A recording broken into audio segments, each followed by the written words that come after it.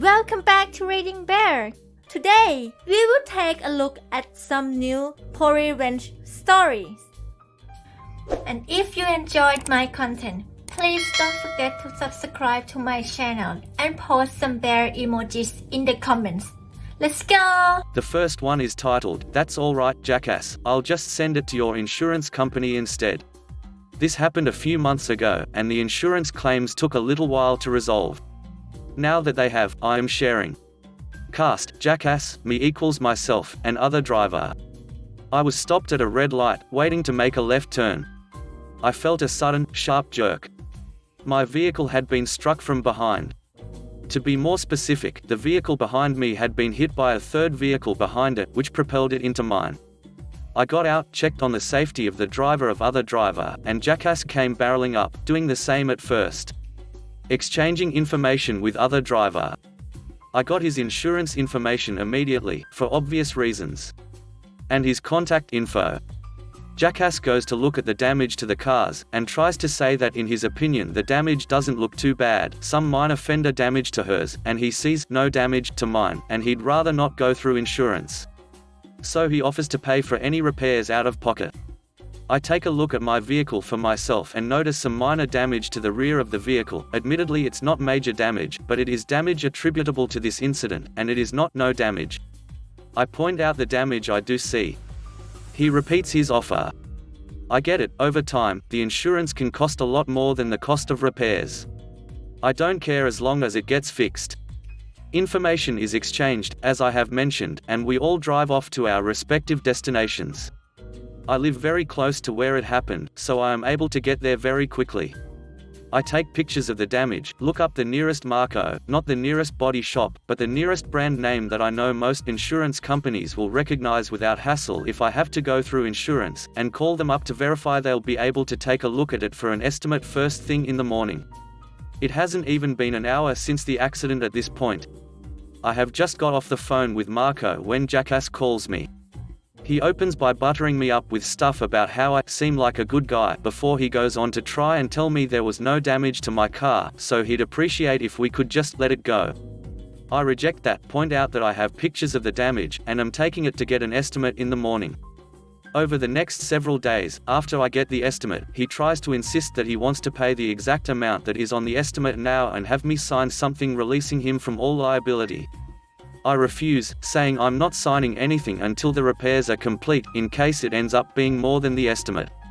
There's some attempts to dismiss that concern as silly, while his concern about still being on the hook for something later is of course perfectly reasonable and valid, and he would know because of his age. I may look young, but I am in fact in my mid-30s and have been working in a professional career for a while now, living alone, and taking care of myself. That I know better than you about these things because I'm older. Thing doesn't work with me. Tries to say he won't pay a cent more, and if I don't like that, I can take it up with the insurance, but I should remember it wasn't his car that struck mine, it was hers. Side note, I don't know why so many older people think that automatically determines liability. Even my own father, when I was sharing the story with him, thought that meant she would be liable. Nope. He was completely on the hook. I don't know why he thought that would matter anyway, though. I didn't know either of them, and I was just trying to get my car fixed, and his behavior so far had not made me regard him as trustworthy. He had attempted to gaslight me, attempted to bully, barter, fast talk me, gave me a sob story, talked down to me. I didn't trust this guy. And then he accused me of trying to get one over on him and get extra out of this. So I called him out, called out everything he did, told him not to message or call me again, I'd be talking to his insurance. And I sure did exactly that. I called it in to his insurance company. I went and got checked out by a doctor, too, and his insurance company cut me a check for that. I got an estimate for the damage from their local body shop, which was more than Marco had quoted me. Since the damage was minor, cosmetic, and only really noticeable when you were looking for it, and I was selling the car already anyway, I decided to take their offer to cut me a check for the amount of that quote. The next one is titled, "Sweet Sweet Revenge." So for starters, this is from about 2 years ago now.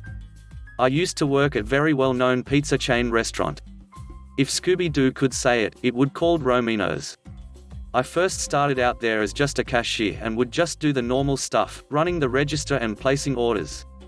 I eventually learned how to make the pizzas. Over time the store manager wanted to promote me to shift runner. For those who don't know what that is, it's a step below assistant manager.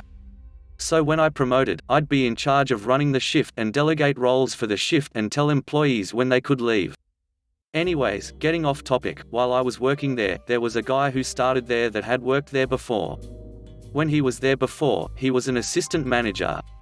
He left one day during a busy evening when the store was slammed with orders and customers. He apparently got too stressed out and couldn't handle it anymore. So 2 years later he comes back, but now as a delivery driver. When he first started for the second time, I didn't know who he was and I had never met him before that. He seemed nice, at first. After a few days he kept trying to be the person in charge. I had to put him in his place a few times when I was running the shift. Now I wasn't on the best of terms with the store manager. We had a few blowouts here and there, mostly from him breathing down my neck when we were really busy. I snapped at him and told him to back off and let me do my damn job. So when I went to him to tell him about the delivery driver, we'll call him Brad, was trying to act as a manager, he didn't seem to really care. Alright, whatever. I was talking to the one assistant manager that I was friends with, we'll call him Chad. I had told him the deal and he told me to just tell him off. The next shift I worked with Brad, he again tried acting as the manager. I told him he isn't an assistant manager anymore and he's driver and needs to stop as I'm the one that's in charge of the shift. He huffed and walked away from me. Everything was fine for a while. Well, one day I was sitting in the office taking care of a few things on the computer, and in comes Brad. He starts talking to me about an order and just messing around with me. As I'm finishing up on the computer, he kneels down making it look like he's picking something up off the floor so I don't pay him any mind. Next thing I know, he's jabbing a finger into my breast. I froze, unsure of what to do. A million things ran through my mind in a split second. Now before I continue on, I should note this isn't the first time to happen to me in my life. When I was in high school, a guy thought it would be funny, cool to grab my breast as hard as he could. One day we were on the bus. In the end I beat the living hell out of him. It took a few people to keep from doing some real damage. He then got expelled from the school. A year or two later I had moved and a similar situation happened on the bus again. This time I didn't get a chance to do anything because the school bus pulled up to his stop and he ran off the bus. Got him suspended from school and his parents apologized to me along with making him apologize as well. There's some other issues, but you get the point. So anyway, he jabbed my breast hard and I froze. All those times I had that happen to me flashed through my mind. I got up and I went out back, slamming the door hard. I was pacing back and forth for a few minutes. I didn't know what to do, didn't know what to think. I was shaking from being utterly upset and from a feeling I couldn't recognize. Now this is the kicker, he comes out acting like nothing happened and telling me how I need to keep the back door locked because that's how the place got robbed before, 4 years ago, by the old store manager's son. Well, the conversation went a little like this: me, I don't give a duck. Leave me the hell alone and go back inside. Brad, don't yell at me and curse at me. Me, dude, you really do not want to duck with me right now. Go the duck back inside now. I am not going to ducking, say it again. Brad, and what are you going to do if I don't? So before I can say another word, Chad comes out because he hears me yelling at Brad. When he sees how red my face is, he gets Brad back inside and then comes to check on me. At this point I'm sitting in my car crying and shaking because I was so mad and so upset. I explained to him what happened. I lived with my mum at the time and he told me to call her, so I did. I told her what happened and she told me to call the store manager and tell him that something needs to be done about Brad. So I called the store manager and this is the conversation: me, hey, so I wanted to let you know that Brad was very inappropriate and sexually assaulted me. Blah blah blah, you know the story. Store manager, oh my god, you guys seriously act like children. You all need to grow up. Me, what? Are you being serious right now? I need to grow up? Dude, one of your male employees assaulted me. Store manager, whatever, I'll take care of it. Bye. So when he said he would take care of it, he meant I'm gonna smack him on the hand and tell him that's not nice and send him home for the night. Okay, fine, I take it a step further and call the district manager. He doesn't answer, so I left a voicemail telling him that I needed to discuss something with him in regards to Brad, and that if I didn't receive a phone call back, I was going to press charges on Brad. Never got a call back. So I take it another step further. I decide to file a police report. Got my statement written up and had a court date set. Now mind you, the day he got arrested we were all working, myself, Chad, Brad, and store manager, plus a bunch of others. When the cop that I had given my statement to came in and arrested him, the look on Brad's face was amazing and the look on store manager's face was priceless too. Store manager kept asking the cop why he was arresting Brad, and the cop said that he wasn't at liberty to tell him and that if Brad would like to say then he could tell him. Well, B was released a couple hours later and turns out the district manager bailed him out. I was livid. So Brad came back to the store and told store manager what happened and why he was arrested. Well, I got sent home early because of the issue. I was told neither Brad nor myself would be allowed to return to work until after the issue was resolved in court. Well, my mum worked next door, and guess who she seen back at work the next day having a jolly old time with store manager and district manager. You guessed it, Brad was back at work already. I call up the district manager and ask why Brad is allowed back but I'm not. He spews a bunch of because about how I have a toxic relationship with store manager and that's why I'm not allowed back. And then offers me to work at a store over an hour away from me, not guaranteed the same position and pay. I told him to shove the job up his butt and to duck off with that bullcrap and hung up on him. Court day comes, I show up and head over to my lawyer and my support lady that was there. The hearing gets underway and the verdict, not guilty. Great. If only I had gotten this guy who will call Zach to come, not his real name for privacy reasons. Remember how I said Brad used to work there a few years ago? Well, that's when Zach was there. Zach was 16 then and Brad was 32. He told Zach to get down on his knees and to suck daddy's balls. If Zach had come to the hearing, I could have gotten a guilty verdict. But because I had no proof of what he did, he got off free. Well, this is where my revenge takes place. My entire family found about what happened and I legally couldn't take to social media for legal purposes, but nothing ever said my family couldn't. Little did Brad, store manager, and district manager know, my family had a lot of connections and ties in the community. Within a day everyone in the town and in surrounding towns too, found out what had happened. Well, needless to say, they lost a lot of business. Romino's fired district manager, store manager, and Brad. They aren't ever allowed to work or come into any of the stores ever again. On top of that, somehow in the midst of things, someone in town found out that the DM was cheating on his wife and told her. She divorced him and got everything. Everything could have been fine had DM called me back or even just sided with me. But nope, he wanted to side with a pedophile, predator. In the end, I still came out on top. The next one is titled, Gross Us Out at Lunch, We'll Make Sure You Lose Yours. This petty revenge happened in the 70s or so when my grandfather was working in a factory. There was one immature guy there who liked to mess with people by grossing them out any chance that he got. He'd walk up to them at lunch and remark how their food reminded him of various disgusting things, ruining many an appetite, and even sending a few to the bathroom gagging. Well, my grandpa was one of the people he'd done this to on a fairly regular basis. And when anyone pranked my grandpa back then, he'd prank them back twice as good. He had a fiendishly clever mind for retaliatory pranks in his younger days. And I got to hear a few stories about them. And this one certainly made me laugh. My grandpa enlisted the help of a friend with a large nose the jerk had also grossed out. He was in the moment my grandpa told him what he wanted to do. He took 2 strips of clear silicone a few inches long and then glazed them over in lemon pie filling so they'd look like snot. Then he had his large-nosed friend put them in his nose to look like hanging stands of snot, along with some more of the pie filling on his face for added effect. And it looked very real. Later, when they were lining up to go to lunch, my grandpa's big-nosed friend made sure he was in front of the jerk in line. Then he started fake coughing and saying in a clogged nasally voice, "I'm not feeling so good. I don't think I should be here today."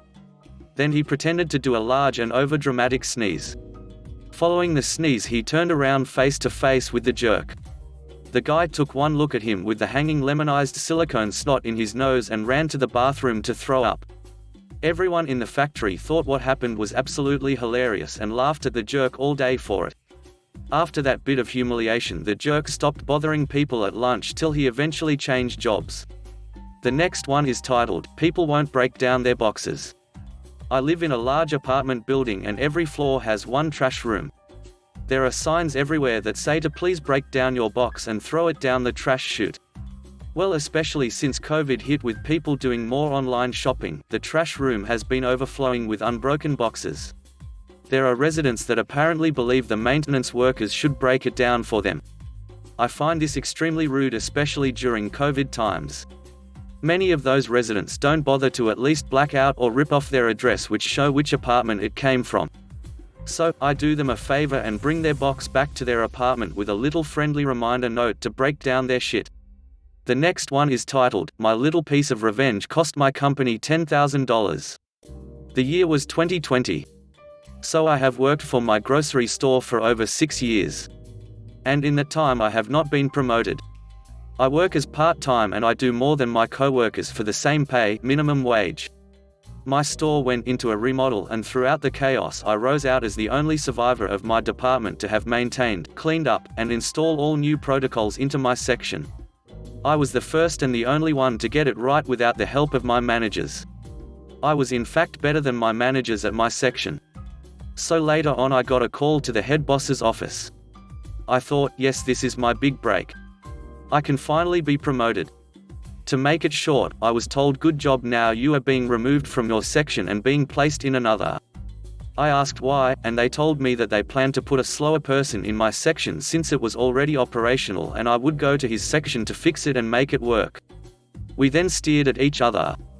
He said that is all, so I asked, okay, do I at least get a promotion? Or a raise?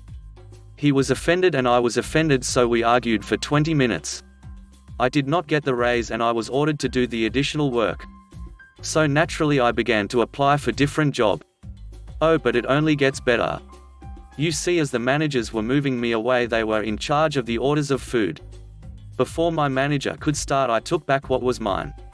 This was my small piece of revenge. I took my notes and scan pads that I created to make food inventory easier. I destroyed them and threw them away in our store's compactor. So then my manager had to order the food the old way, walking up to each item one by one. But there's a new process. See, to order food now, you scan an item and you put the number you see. For example, is C10 on the shelf, so I put 10 in the computer. The shelf fits 15, so it will order one case of 10. To fill the floor and the rest are black stock. Simple. This is the new system, but as the manager was scanning the items, he was placing 0 on all the items he scanned. He believes that by placing 0 it would not order anything, as he believes he was requesting 0. The way the old system worked. He asked me if he was doing it right. I responded with, well, you're the manager, you tell me. I got sent home early to work on my insubordination. When I returned 2 days later, I called out the next day. A record 20 pallets of food showed up. Our store can only hold 12 pallets max. I was overjoyed.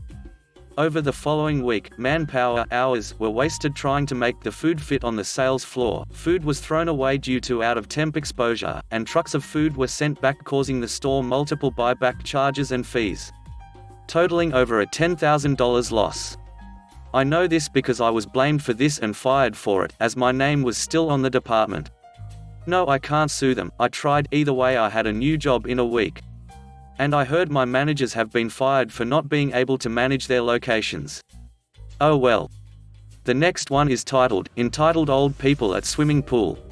Since most of the swimming pools near where I live are closed, or only allow lane swimming or have no changing facilities, I have started traveling to another town to take my 3-year-old daughter swimming, as our usual pool is still closed. They have family sessions at certain times and lane swimming at others. For some reason, lots of pensioners like to go on the family times, and a few have moaned about kids splashing around. Most of the old people are regulars who must go every day and all know each other. At this pool it costs 20p for a locker, which is non-refundable. Most of the old people are tight and refuse to pay this. Before Corona they would leave their bags at the edge of the pool, but they are not allowed to do this now. A few leave their belongings in the changing rooms and take the risk of something being stolen. Here is my revenge. In the male changing room there are 2 family changing cubicles and only one of them has a baby changing table.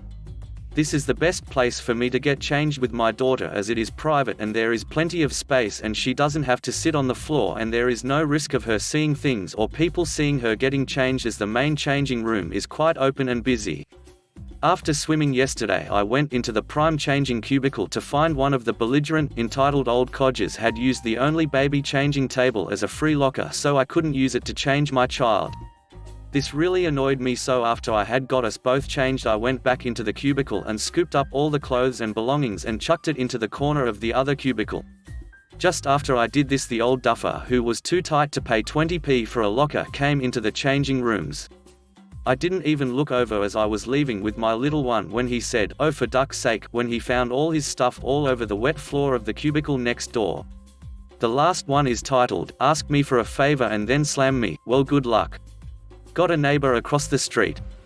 Never dealt with him much until last week. He came over when I was in my garage. He told me he was having an ATV delivered and wanted to know if the Simi could use my parking lot to pull into and if I would be kind enough to use my forklift to take it across the street and to his garage. Hey man, no problem, always happy to help. Later that night I'm on next door.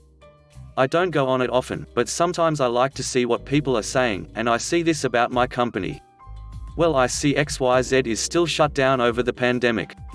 That's okay, the owner is kind of an idiot and sells Chinese junk anyways. To which I replied, hey, good luck finding a place to pull that Simi into tomorrow and good luck getting that pallet to your garage. Also, yes, I am an idiot. He never said anything back. I never opened the gate on the parking lot and didn't help move the pallet. I did sit in full view of him as he was forced to unpack the pallet at the end of his driveway and walk it to his garage piece by piece though. He ordered the ATV from a website. They do not come fully assembled. Thanks for listening.